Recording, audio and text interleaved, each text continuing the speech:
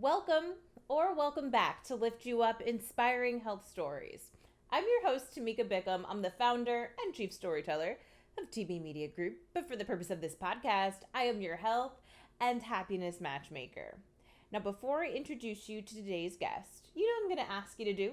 Hit subscribe right there on YouTube and turn on those notifications and connect with me on LinkedIn. I'd love to stay connected with you. Now, today you are going to meet a woman who is a CPA, a businesswoman. She is a wife, a mother, and so much more. But she's sharing a story, a scary one, where she almost lost her life. And it's doing something that so many women do.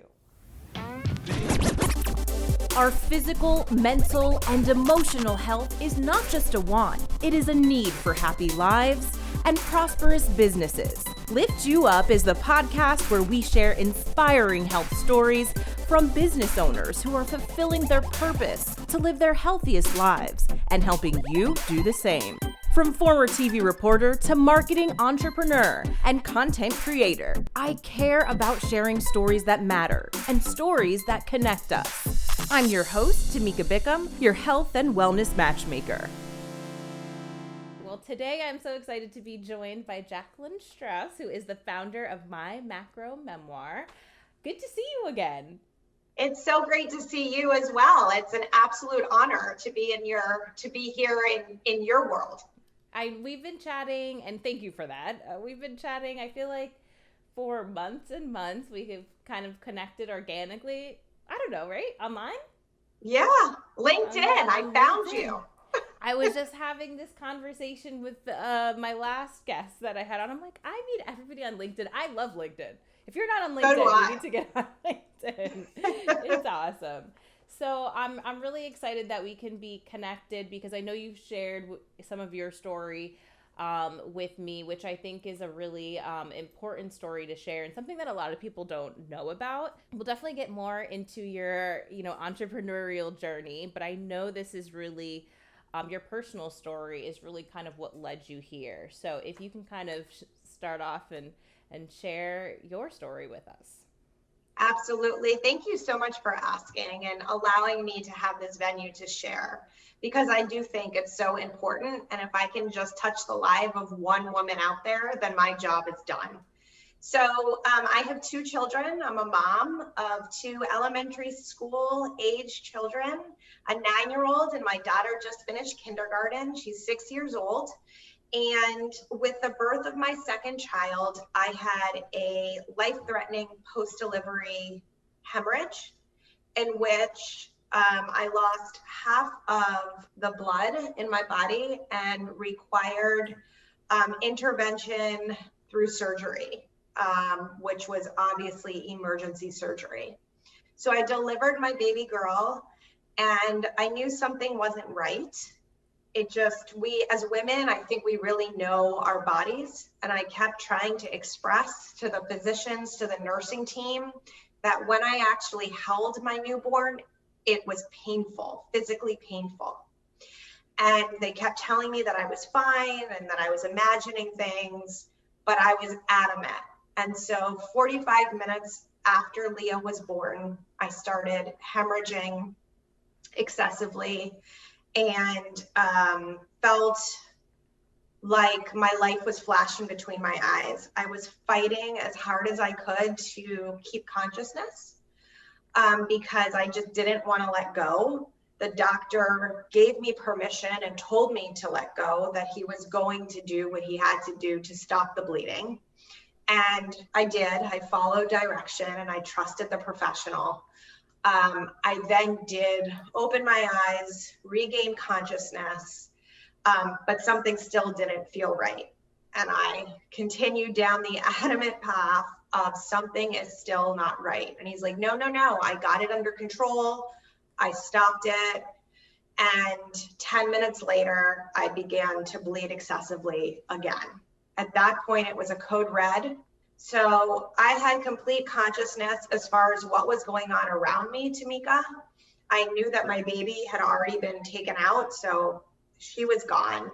I also had my father walking in with my son, who was 3.5 years old, totally oblivious as to what was going on, to come meet his new baby sister. And I just remember screaming to please get out, because I did not want my son to be scarred by what he was going to witness had he walked any further into that room. Once I got into the OR, I remember them taking me as fast as possible. And I had to undergo emergency surgery where they placed a balloon inside to hold up the walls of my uterus from collapsing, which would have landed me in either end of life or a full hysterectomy. And I was 35 at the time. So I just remember that moments before I opened my eyes, and I honestly didn't know up until this point what I believed as far as afterlife and kind of what happens and all of that. I never really had a lot of clarity around it. And I don't know if I ever thought about it long enough to have the clarity. But all I do know is that this situation changed that and provided me clarity, because I think what were moments before I opened my eyes, I saw myself in the most beautiful place with both my husband and my son there, and me telling them that I wasn't ready to go, that mommy didn't want to go. And I kept repeating it and repeating it and repeating it. And the next thing I know, I opened my eyes and my physician was sitting on my bed. I was told it was like 3 o'clock in the morning, something crazy. Like I, had no sense of reality really at that point. And I was freezing cold, was extremely uncomfortable, wanted to know where my baby was, if they could bring me my baby. And the answer was no. I had developed through this a very severe infection, and I was heading right from recovery to the ICU. So I spent 3 days, the first 3 days of my newborn's life, away from her in ICU, fighting for my life. My parents and my husband were sat down and told to expect me not to be able to come home with them, as I was not going to make it and my chances were very slim. I fought as hard as I could. And of course, as a mom, I still had that, my first child on my mind, but then this newborn, that the opportunity and the pleasure of having that first picture where you see moms holding their newborn after delivery, that moment was robbed from me, and I'll never have it again. I felt like I had failed my daughter in her first 3 days of life, as I wasn't there and able to be her mom. My mom had to step up, thank God, and visited her and held her in the nursery and really stepped in my place. But regardless, it still haunts me that I wasn't there for her. And I feel, part of me feels like I have to make it up to her for the rest of my life. Luckily, I was given that second chance. And with that second chance, rather than, I'm not one to dwell on the past or live in regret, I'm one that looked at this as my chance and my opportunity to show up every single day for anyone and everybody that I love, that I care about, and for the greater good of society, to make a difference. I'm often told that I need to give it up, that one person can't change the world, and I'm going to tire myself out by trying to be that person, Tamika. But if I can be a part of a change, then that would be worth it to me. Well, thank you for being so open and sharing that story. I got chills hearing that story. And I have so many questions. What do you know now, or what did doctors tell you about what happened to you? Is this something that is common, that happens? Like, what happened? So 25% of maternal deaths are attributed to the condition that I had, post-delivery hemorrhage. You don't know if you are going to be subject to that or not. my body just doesn't work the way it's supposed to work after you deliver a child. I didn't deliver the placenta. And I didn't in my first with my son either. So there was definitely always something wrong, but nothing to the point where the doctors were like, you may want to like not consider having another child. And thank God, honestly, that they didn't tell me that, because I love my daughter dearly and I would have hate to have missed out on having her. It is a very serious condition and it's real. And mothers, not to scare you out of having children, that's not the purpose, but just to be aware that your body and our bodies as women, just having a child without any complications is such a huge, amazing thing, but very taxing on our bodies. I mean, think about it. You're growing a person inside your body and like this. Yeah. Here, I mean, it's crazy. And then it's to have really the complications, we need to know the risk is there and be educated on that, and then be confident in our physicians that they'll know how to respond. And I think that's the thing that we forget, because we always see like the happy moments around like pregnancy and childbirth, and it is beautiful and wonderful, but we, you know, you don't really hear these kind of stories, and you forget about the risk that is involved. And there's a certain degree of danger involved in birthing a human. Right. So what is it that you want people to take away from your story and hearing that? Like you said, it's not to scare women from having children. Is there anything that you want us, I'm including myself in this, of course, to take away, or just, you know, maybe something that you need to be vigilant about? Yeah, there is. So just stay informed, ask a million questions, right? When you're going for those appointments and those routine checks that you go during your entire pregnancy, ask questions, understand the process. This is you and your body, and nobody knows it better than you. So if you feel like something's off, you know, and maybe you feel like they're blowing you off, they're like, it's just part of being pregnant, you know, it's miserable, like, you know, whatever. But if you truly feel in your gut that there's something wrong, don't stop pursuing, asking to be checked, asking the questions. What about your family? I mean, were they just as, I'm sure, just as shocked and frightened, and probably didn't realize that, hey, this could happen? I mean, I know you mentioned your mom was able to be there. I'm assuming your husband, or, you know, yes. What did they say? At one point, my mom told me that her and my dad went down to the hospital cafeteria and had a very real conversation around, what if we lose her? What's going to happen to Jordan and Leah? You know, my husband is from Minneapolis, so his whole family is there.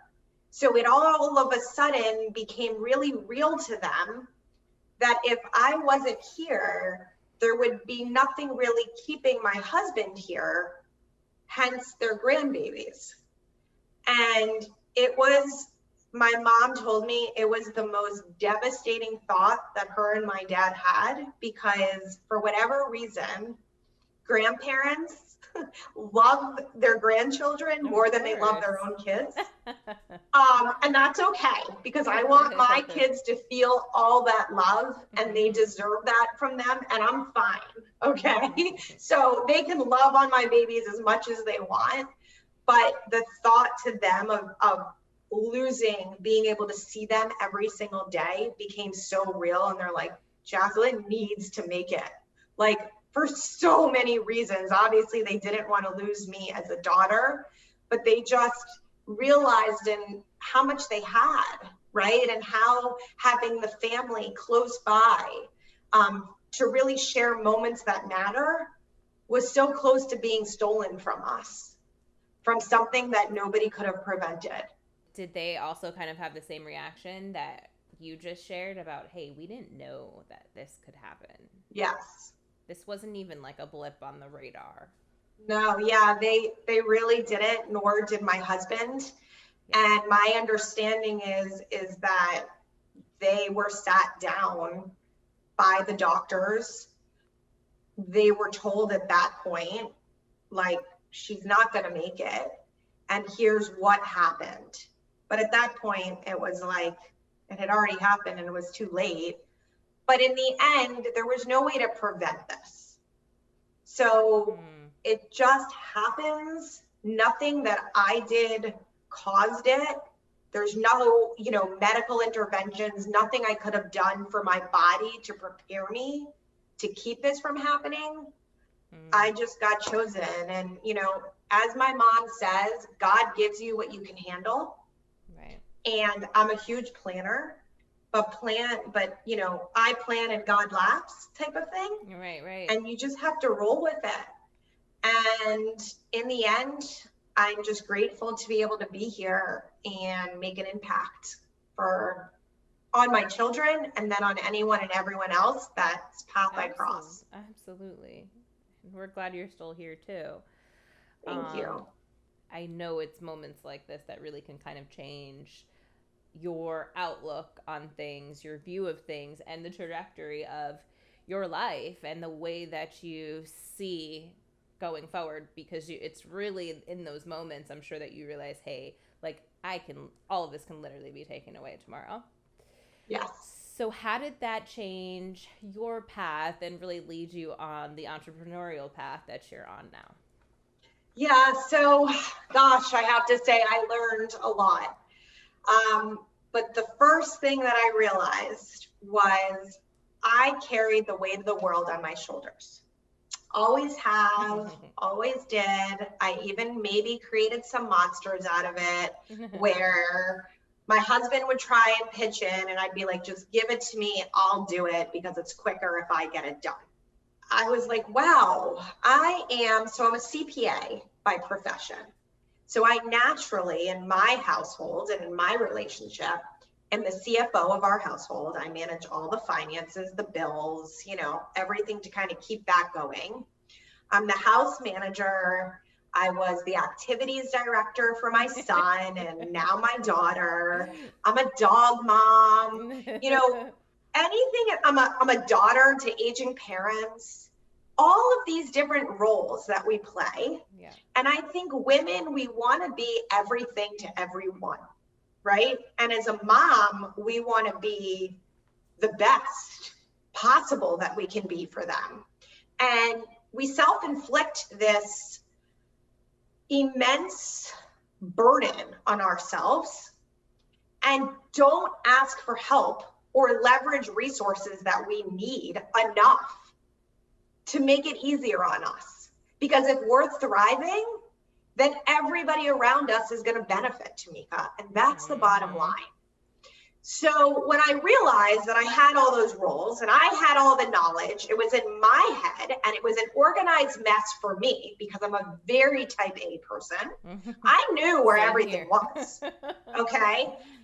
However, if I physically didn't make it home from that hospital, not only would I have left the physical void here, I would have left an absolute disaster for my husband and parents to dig through and find the important things that made this house and our lives go, that fueled us and made us work.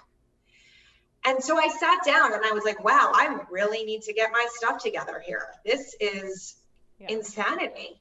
I can't carry this burden. And by the way, I'm going to self-reflect and get better at delegating and asking for help because clearly I need it.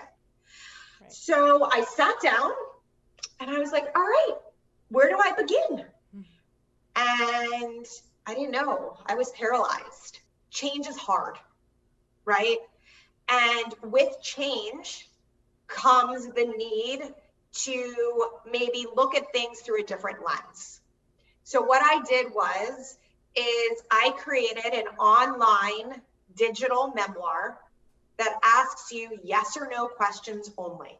That's it. There's nothing sexy about it. There are no bells and whistles. It is literally just like I am, very to the point, Let's get it done and meet the purpose of what I'm trying to achieve so I can move on to the next thing and know that I now have peace of mind. While at the same time, it was me extending an act of love to my husband, who, when I'm not here one day, will have access to my memoir. So it is a very secure place that asks for the high level stuff, doesn't get into how much money do you have, what's the value of your life insurance, doesn't matter, Tamika. It's just, where are these things? Give me a path. Every question that you answer is populated into an individual PDF document. So if I'm out traveling for work out of town, and let's say something happens to my dog, God forbid, my husband's gonna text me, who's our vet, what's the pet insurance information, all of these things that would make me stop, have to gather it all and send it. The answer to that question is in your memoir. I would literally log in, pull up the PDF, text it to him, and be done. So it's all, you're able to respond to things as they come up on a situational basis to create efficiencies in your life today. And then, of course, the added benefit, because it's not a matter of if, it's a matter of when we pass on, that those aren't left with the extra burden and agony of searching through paperwork. Right. That makes a lot of sense. And it sounds like it would be good not only for the couples, but even, the solo, the individual person, because there will be someone, whether it's a parent or a child, a sister, brother, whoever, that would need to gain access to that information should something terrible happen. Give me a few examples as far as you mentioned, the vet or the pet insurance. Like, what type of information are you able to store in this memoir? Yeah, so thanks for asking. I do want to share a story that happened during COVID. I have a grandmother who I'm so blessed to have, was 100 years old at the time during COVID. And she lived alone because she felt like having somebody there taking care of her was for old people. And I'm like, you're 100, Grandma. Like, that's kind of old, but okay. She was adamant. It's a mindset. Sadly, her neighbor found her unconscious in her apartment. She had had a stroke. Oh, no. So she called the paramedics. And then the next phone call her neighbor made was to my dad, who lives 45 minutes away from her. And the first thing they said was, we suspect that your mom had a stroke. Can we have her medication information? My dad didn't have that. He had to get in the car, panicked as it was, go to her apartment and literally search for a Post-it note that my grandma had her medications written on to provide it. That's one thing that is asked in your memoir, in My Macro Memoir. Do you want to provide your medication list? My dad could have logged in, pulled that, and had the answer without having to go through all those extra hurdles in a time that was in crisis as it was. Thank God my grandmother made it to her 101st birthday, and she's still here with us. Oh my gosh. So lucky. It's amazing. But that was just one of those situations that I was like, yeah, doesn't have to be like this. So from your medication list to, have you been previously married before? Do you want to share information about close family members? For example, I have one for my son. It has his immunization records. It has his birth certificate. It has his pediatrician's information. So when I'm going to fill out his registration forms for school, which we have to do every year, instead of pulling it from different places like I've always done, I literally have now one PDF, printed it, done, end of story. It was so much easier this time around. It was the first time that I didn't hate filling out the forms as much as I had in the past. It still wasn't fun, but it made it less painful. So there's questions on real estate. If you own multiple properties, if you own one property, provide logistical information. Where's the water shut off? Where is the breaker box? You know, if it's a rental property, what about your tenant's name? So the beauty of it is it takes the thinking out of it for you. If something doesn't apply, you click no and you move on. And I'm a strong believer that people in life like options. That's it. Human nature likes options. I know I do. People that I've spoken to do. So I give every option possible. My mom, she doesn't have the comfort level to share things and upload documents in a cloud-based storage like My Macro Memoir is. I get it, and that's okay. So what I did do is provide the opportunity that instead of having to upload the document, you can free text.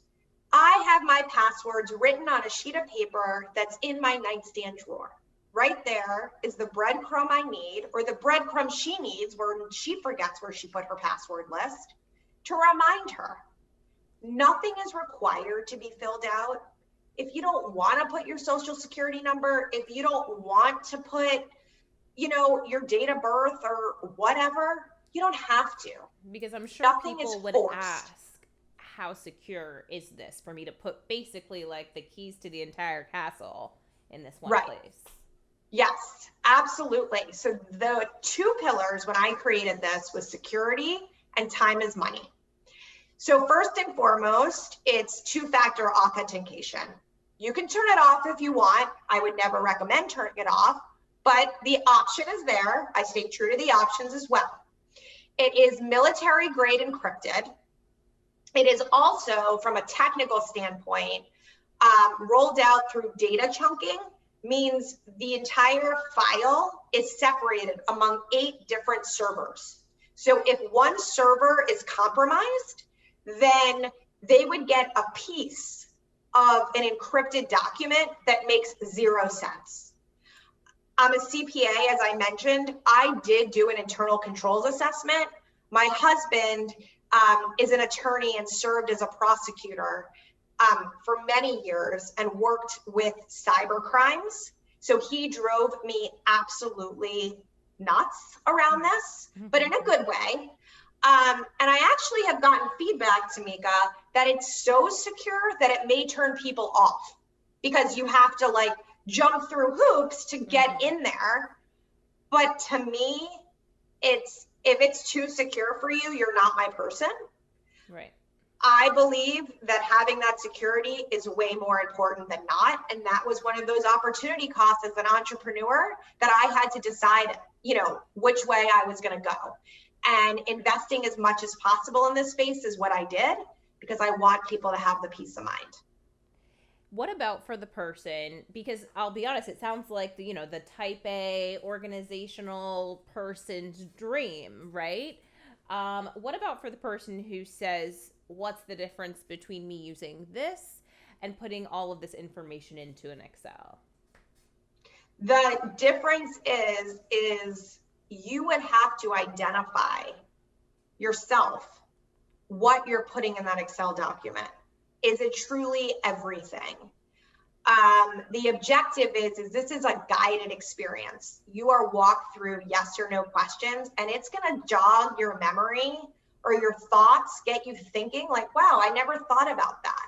It feels like a way to empower those type A, take it all on superhero women or individuals who don't know how to delegate or release responsibility, and also a way to simplify our lives, I feel like, and just kind of have a streamlined way to find this key information.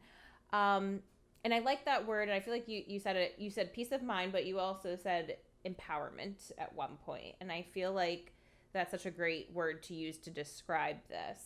Why now? After all that you've gone through, mom of 2, and the life-threatening experience that you had in your second birth, and where you are in your life now to take on this entrepreneurial journey. Yeah, so that's a great question. Like I shared, I truly believe and I have the deepest desire to help people and to bring them comfort in any way I can. And doing this was something that I needed. And I thought I was someone that had it all together, Tamika. But my experience showed me that I made it through that one. But you never know. Tomorrow is never promised. And I think COVID showed us that as well. None of us could have expected that. None of us. And we need to prepare. Human nature, we have found, you deal and you focus on what is the urgent? What is the urgent things I need to take care of now? And you put the important things on the back burner. Right. I would classify this as important. Unfortunately, the important things always will emerge as urgent at some point. Right. So how can I influence people and empower people to be more proactive instead of reactive? Because it would be too late. If I didn't come home from the hospital, Tamika, it would have been too late. And I would have caused a disaster here for my family that I had zero intentions of doing. So if somebody believes and identifies the need for this, Tamika, I want them to have it. So I priced it at $75 a year, literally covering the cost of me storing the information. I am not looking to become a millionaire. I have everything in life that I need, right? I got my chance. And so that's not my objective. My objective is to empower people. But I will tell you this, as I come to the market, the feedback is, oh my gosh, I need this, but will you do it for me? It's a lot. No matter how you slice it and dice it, Rome wasn't built in a day, and this isn't going to be built in a day either. So I also look at this as there's a lot of professional organizers, there's financial planners that are equipped to work with you and coach somebody and hold them accountable to partner with someone to go through the process. I also look at this as for women, men, anyone that may want to start their own side hustle or are stay-at-home moms and their kids now are at school and don't need them as much. You can turn this into your own. All you have to do is encourage somebody to sign up for the service, determine what your time is worth to work with somebody, and there you go. It's something built already that you can use and make a business out of. I want to see people use this in any way they desire. I like it. They can work for the individual. It could also work for the side hustler or budding entrepreneur. I love it. Jaclyn, this has been really great. Tell people where they can find more about you, connect with you, and learn about My Macro Memoir. Absolutely. So mymacromemoir.com. If you go down to the contact us at the bottom on the webpage, there's an email address that comes right to me. I am very hands-on. There's also a link to my Calendly. So if you want to connect with me and get on a phone call live, I love connecting with people and talking. So I will find the time. People say that, things that are important to them, you always find the time to do. So I can guarantee and promise that no matter what, this being so important to me, I will find the time to talk to anyone and everyone that wants to talk. And, with the hopes of empowering them and inspiring them to just continue getting better and providing that peace of mind that they may need and their loved ones might need as well. And are you or My Macro Memoir on social media as well? Yes. So you'll find me on Instagram at My Macro Memoir. Same thing on Facebook. I also have a community group for My Macro Memoir that you can join. I host Zoom sessions to let people connect with me there if they have any Q&A and just kind of check in. I want that human connection, and I never want to lose that. I thrive on it. It's what I know and what I do best. And there are those opportunities. And you can also, of course, find me on LinkedIn. Exactly how you and I connected. We so love I our am LinkedIn. there, Jaclyn Strauss, CPA. So feel free to find me, and the business is there as well. Thank you, Jaclyn, for being so open, so genuine, and so honest about your story. Thank you for allowing me to share it, and I hope I made a difference for someone out there. I hope you enjoyed meeting Jaclyn. Her story is certainly one that was an eye-opener for me and a good reminder for all of us women to stay vigilant and people in general, because anything can happen to anyone at any time. So make sure you go ahead, find her information and My Macro Memoir information all below in the show notes. Connect with her, connect with me. You want to make sure you don't miss out on next week's new episode as well. So find us all the places, LinkedIn. Hey, that's where me and Jaclyn met. Subscribe to this on YouTube and turn on notifications. And until I see you back next week, stay happy, stay healthy.